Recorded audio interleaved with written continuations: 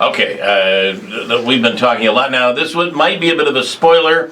And Andrew, are you going to be okay for this? Are you going to lose your cool?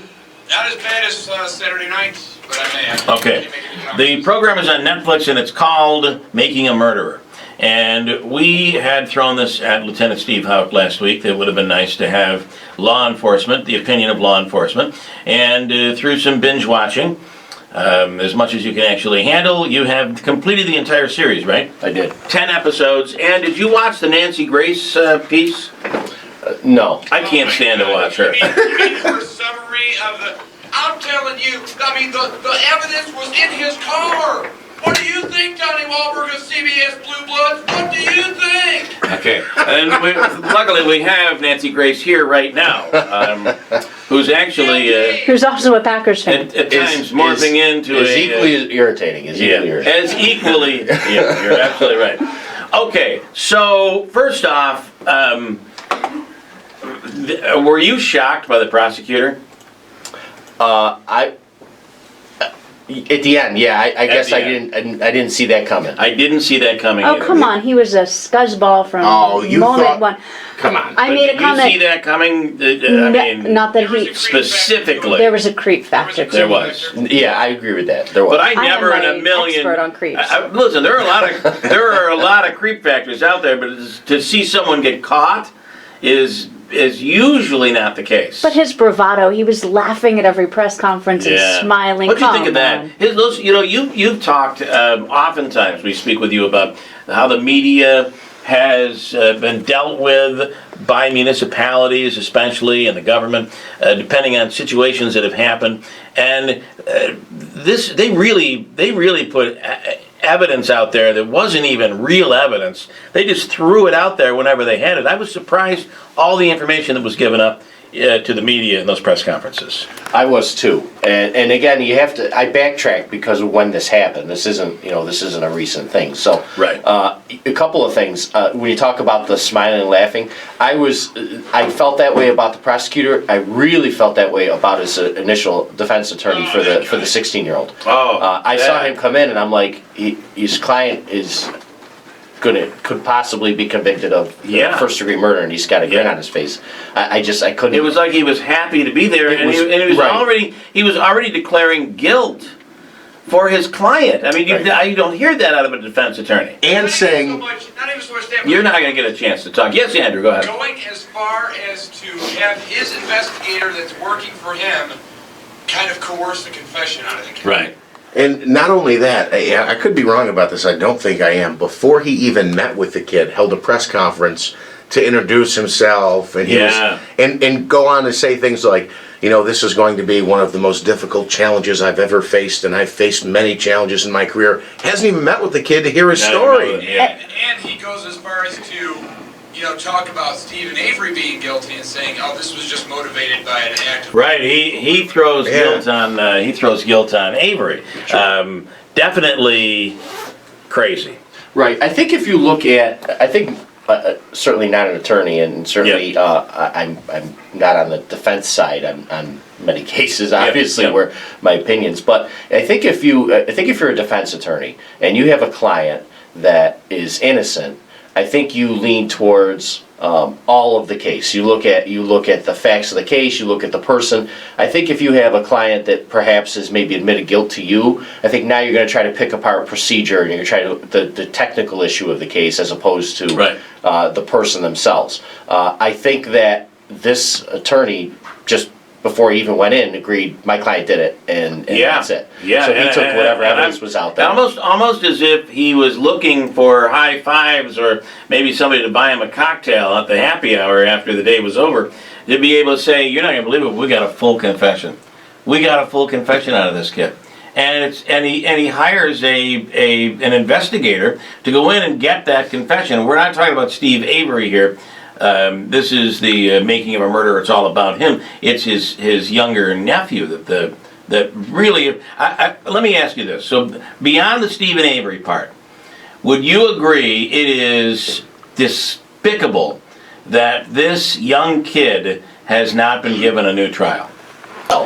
is after the series, after I did some research into it, Yeah. and there are aspects of the case that are really, to me, vital in opinion as to whether he did or not, because none of us sat on the jury. So unless you're in the Right. courtroom and listen to all the testimony, you really just, it's an opinion more than anything. However, though, all it takes is one stupid move by a prosecutor or by a defense attorney that could, on a technicality, force a mistrial.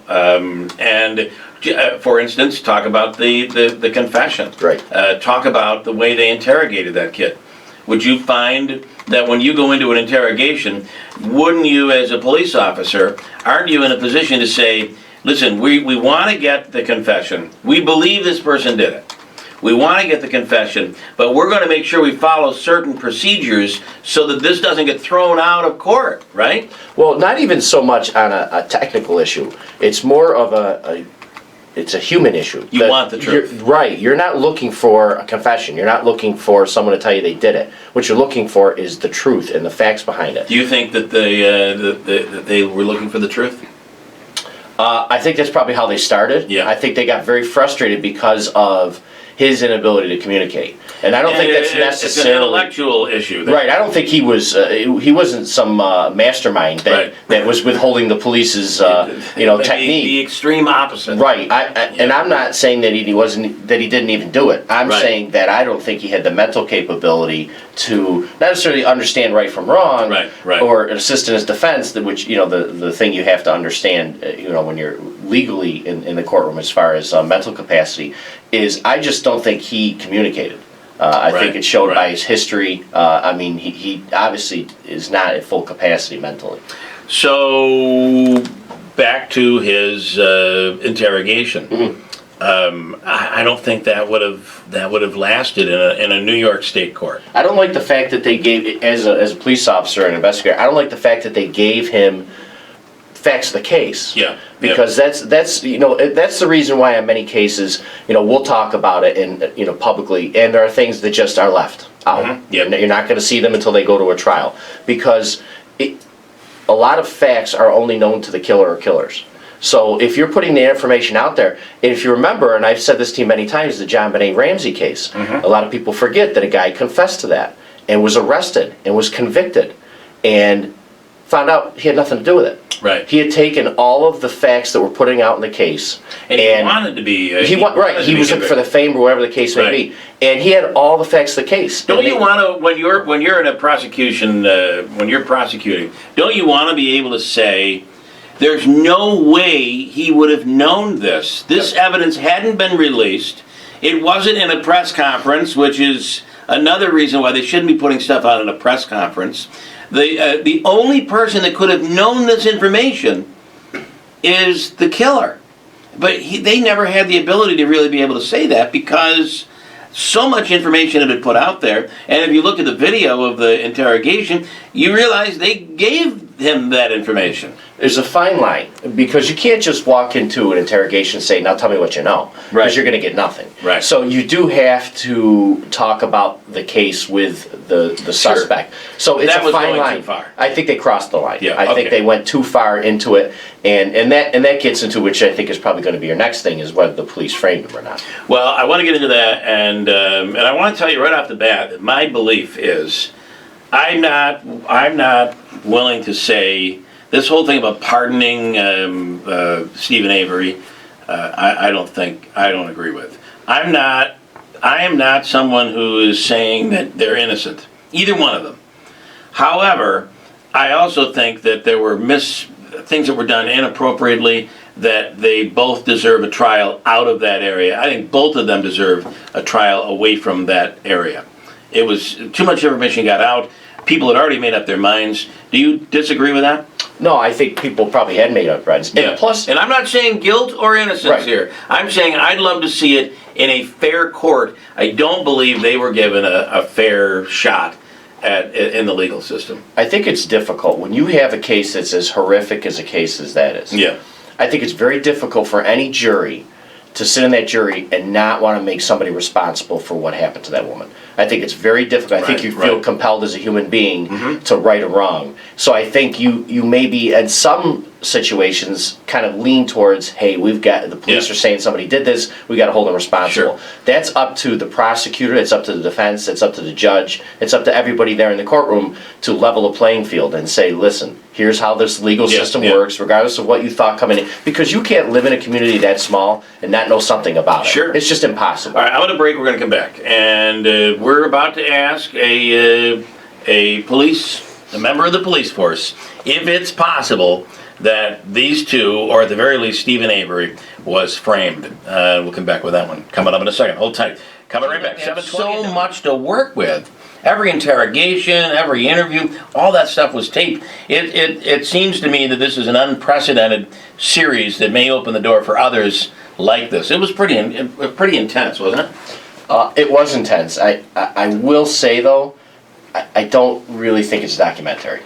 I think it's more of an editorial. Well, I think that they have an opinion. It could be, yeah. Although they say they left things out on both sides. Okay. And to be honest, we wouldn't really know, right? I mean, unless we were there in the courtroom. But they have said, and I saw this on the Today Show, that they as much as they left out that would have benefited the defense, they left stuff out that would have benefited the would have worked against the defense. So, whether that's true or not, we don't know, and you may be right. This was done. This is an entertainment program. Sure.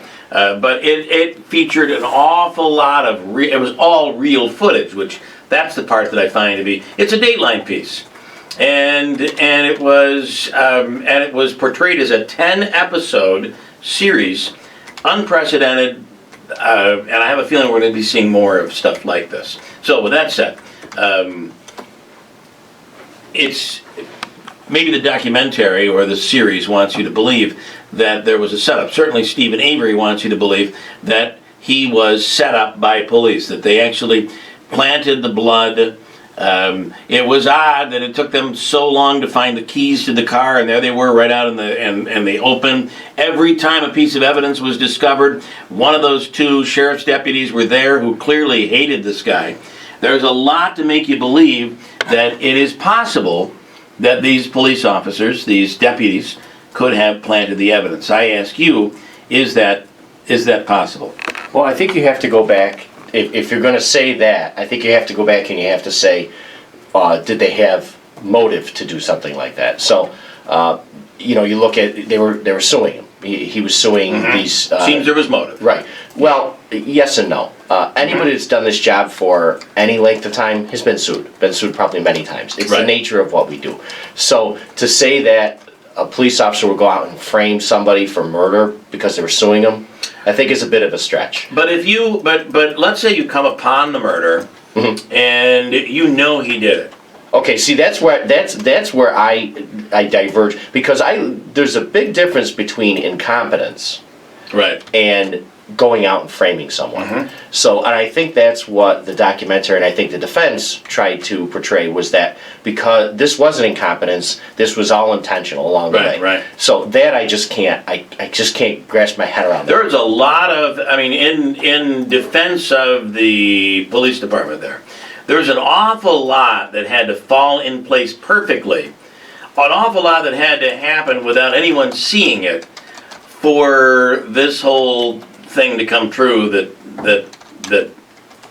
they were framed, right? Well, I think that's not uncommon. That's the weird thing about this is cases in life is not filmed like this was along the way. So they give you the impression that since it kind of wasn't filmed, that it must have been done shady. And I think it's just the way your mind goes. It's like, well, everything else is on camera, why isn't this? Well, because they were doing an investigation, that's why.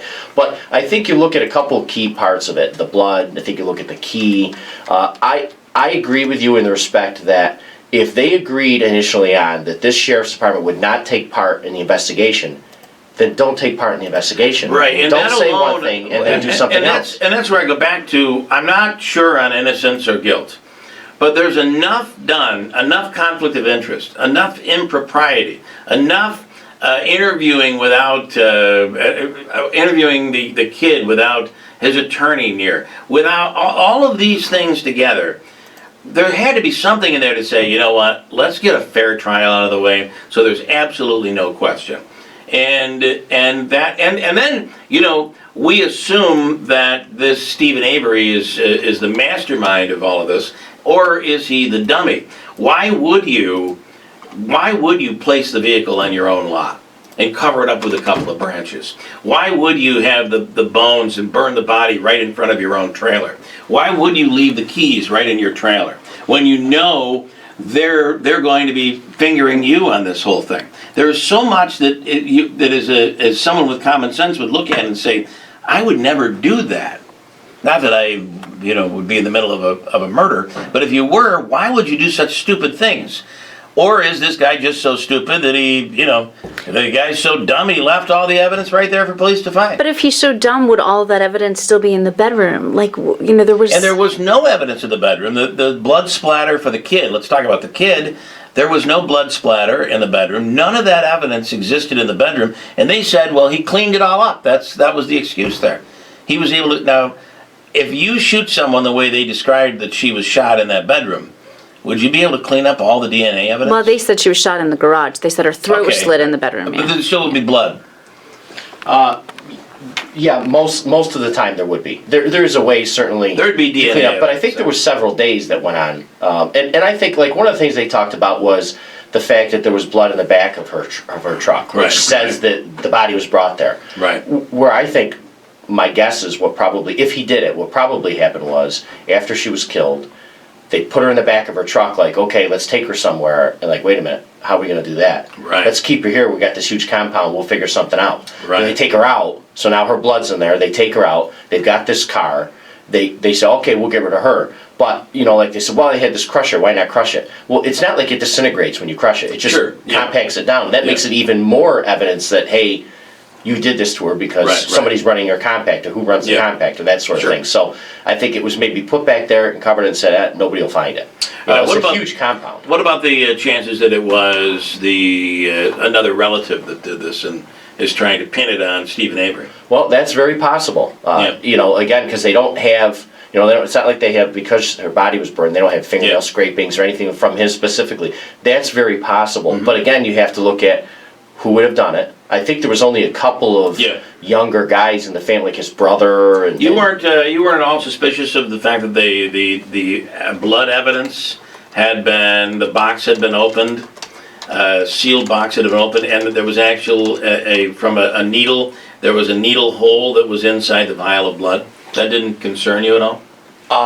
I'm not a serologist, so I don't do that stuff, so I can't tell you if there would be some other reason to do that. I can tell you that when they tested the blood and they found that it had no preservatives in it, I think I think that technology, that was kind of a tainted, at least the defense is saying that is completely tainted. That test was completely tainted and it was allowed in court. That's where there seems to be, we'd have new science that would change that down the road. Well, I think it's the defense's job to say it's tainted. They say that in everything. Sure. That's what they're supposed to do. So. Yeah. At the end of the day, you believe they did it based on what you saw? I do believe. I think both of them. Well, that's one thing. And that's kind of the thing. It's a package deal, really. It's a package deal. It's like if you agree one did it, the other one had to. Right. So, and I'm not saying the law says that way. I think we go that way in your mind. I agree with you. I think that's a good point. And the other thing, the one big thing that I looked at was the fact that they found a DNA match under the hood of her car from him. Right. How does that get there? Yeah, that's what the part that was. An awful lot had to be done. And that's as part of a setup. An awful lot. And that's my thing, is having been involved in so many homicide cases, with along the way, is there are so many hands in it, and you've got to get everybody to agree that we're going to do this to frame an individual. I don't, it's so complex, I just don't see it. And not the attorneys, I'm talking about just the police officers, because the attorneys are just going by what evidence is presented. So, but I see it almost impossible to see how you could take, I'm not saying like one person couldn't do it, but to take all these people that are involved in it and searching the yard and searching the car and then searching the house, and I just don't see how you could get all that together. If I can just jump in for a second, I have two questions. One of them is about the search, where it was like they basically took over the property. I understand it was a huge property, but for like almost 2 weeks. I think it was like 9, 10, 11 I want to days. get into that just a little bit, and then we'll wrap this thing up. Those people don't get the same fair shot when it comes to a jury. Forget police or any of that stuff. If you're an ugly person, I always said this, if you're ugly and maybe you're abrasive, you will not most likely do well in a court of law. I think that's a little harsh, though, to say that they're the scum of the earth. Some would say that they're the salt of the earth. What I'm saying is, according to this community, this family's the scum of the earth. Right. I think that's a fair statement, right?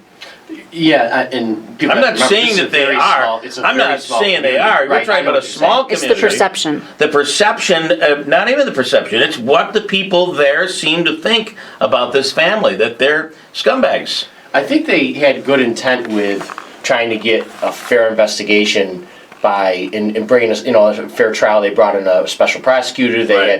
had, the sheriff's office. The problem is, we went back to it, is Why were those two sheriff's deputies? they didn't take over the investigation. Right. Maybe they tried to give the impression that they Yeah. did, but they didn't. What they probably should have done is probably moved it to like Green Bay and totally away from the area, a few hours away. Remove those sheriff's deputies from the scene. Right. Absolutely. And they didn't. And isn't that enough to say there's a reasonable doubt? Well, it does seem in one respect that it's hard to do this job and not have some emotional connection throughout Right. your career. There are certain cases that do that. When it comes to kids or it comes to a crime that's so horrific, you can't help but get emotionally involved in Yeah. it. It's the nature of what it is that we do. You can't be a human being if you're not. So it does seem that they did have some sort of emotional Well, let's talk about the connection with emotional. that. Well, let's talk about that. And Christine's calling me out for calling them scum I'm of not the earth. saying- Well, no, let me tell you. Based on what you saw in the documentary, in episode 10, I believe it was, when the new defense attorney had come in for the kid, and they were questioning on the stand the defense attorney of this kid and the investigator. Didn't they say this is a one-branch family tree and we need to chop this down? Right. They did say that. They thought these people were the scum of the earth. And that's where the emotion came in, I really believe. And it leaves, to me, as a juror, it would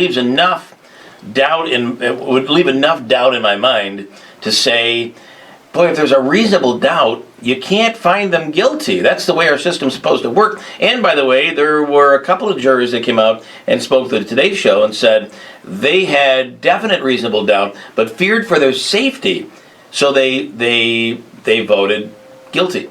I mean, to me, there's a mistrial in itself if they can prove that. Monaski had questions. So it gets back to the search. One part of this question is the key, but if police take over, whether it be a property, or, and I know this was a huge property, are there guidelines on how long that you can take over a property when you have a search warrant? No. What would happen is you're going in looking for specific evidence. So, I'll try to explain it this way. Let's say, for instance, we execute a search warrant on a house and we're looking for, I'll give you a perfect example. Years ago, I don't know if you guys remember, the sign for Fountain Elms was stolen. Do you remember that? I don't remember that. Okay, Yeah. on Genesee Street. Okay. They took it down. Anyway, it was stolen. Anyway, so that was my case. We found out who had it. We executed a search warrant at the house for the sign. We found the sign. The sign is 6-7 feet long, 3 feet wide.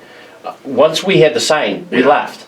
Right. I'm not opening drawers. I can't hide signs in drawers. Right. Searches are, remember that all searches by law are illegal, even by the police.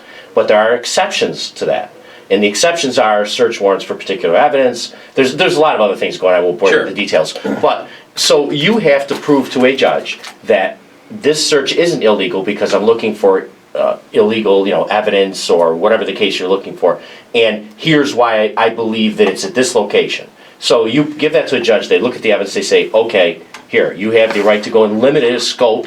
You can take this piece of paper, go there, you can enter forcibly if you need to, and look for this. The problem in this case, they were looking for a lot of stuff. They were looking for a person, evidence of a person, a car. So there's a lot of, the key to the car. Where can you hide a key to a car? You can hide it anywhere. Right. So, it wasn't even hidden. That was the funny part, is that they were there for 7 days, and they don't see the key, and then on the 7th day, the key is right out there in plain sight. And oh, by the way, the investigators who said they weren't going to be involved, who were involved in the first time putting him away, who seem to personally still think he's guilty, by the way, from the first crime, that the DNA evidence proved that he wasn't guilty. That, to me, is very key here, because you have a guilty man that's been set free. We're going to get him. I do lean towards these guys setting him up.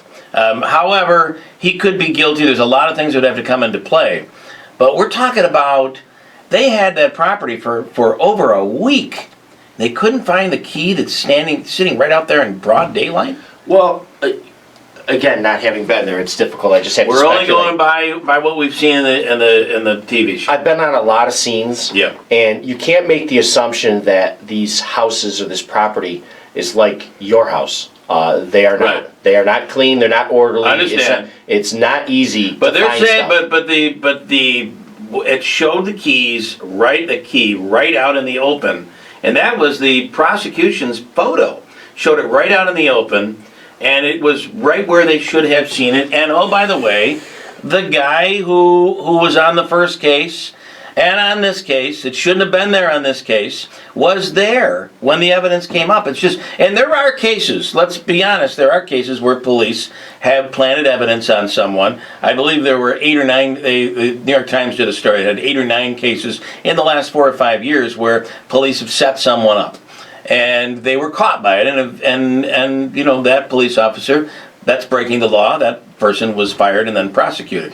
But I think it's possible. I do also agree there's a lot here that would have to fall into place in order to get them. So if you talk about the key, okay, let's say for the second that it was put there by that older investigator. I forget his name. Lang. Okay, let's go out and say. I call him Dirtbag. Okay, let's say he put it there.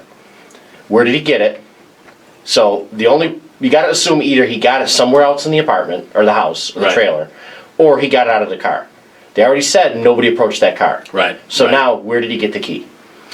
That's another good question. That's the question you have to look at, is because and I'm not talking about in court. I'm saying that just common sense is, if you've got the key, you got it from somewhere.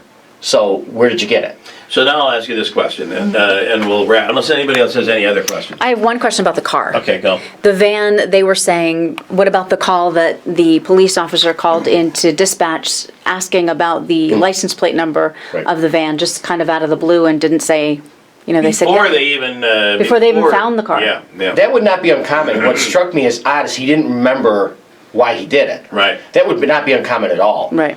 If you're looking for, and we have this happen all the time with like stolen cars.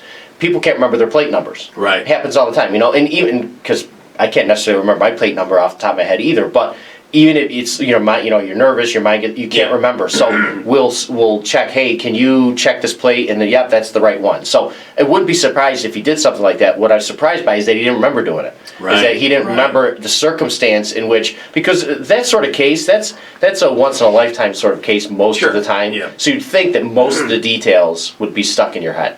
Okay, I have a 2-part question for you. Part number 1, do you think that enough impropriety, right from the officers that weren't supposed to be on the scene, were on the scene, the stuff that came out of the mouth of the prosecutor, speaking to the members of the media, informing the public, trying to find a jury that is not going to know the details. Do you think there was enough that could have been done incorrectly that would cause Stephen Avery to have another trial? Well, I don't think you have. I don't think you can look at it that way. I think if the police did something that was wrong, either intentional or not. Not just the police, but the prosecution. Right. But if it was brought out at trial and the jury had that information and still chose the decision, I don't think you can say that would automatically flip the switch on a trial. Let me reverse it again then. Let's start with the kid. Mm-hmm. So part of the reason Avery was convicted was the testimony given by the kid. His 16-year-old nephew. Right. The way that kid was interrogated was so improper. You would agree with that? Well, there was a couple different ones, I guess. Yeah. I mean, the fact that his attorney allowed the police after His the fact is defense surprising. attorney, But yeah. again, that's not the police, that's on the defense attorney, so. Understood, you'd have to but make the still, argument. it was the prosecution's case. Sure. So that would be enough to me to opt to at least give that kid another shot at a trial. And if that's the case, then Avery has to have another trial because they used testimony from the kid to convict Avery. So my question would be, do they deserve a fair trial? Did they get a fair trial based on what, at the very least, on what the TV show projected? Do you think they got a fair trial? I don't think I can answer that, because Yeah. I think I'd have to know what was actually brought out at trial. Because, when you talk about overturning convictions or Right, ordering new trials, right. that's something they don't do lightly. Because they look and they say, that, jurors sat down, listened to the case, formed an opinion.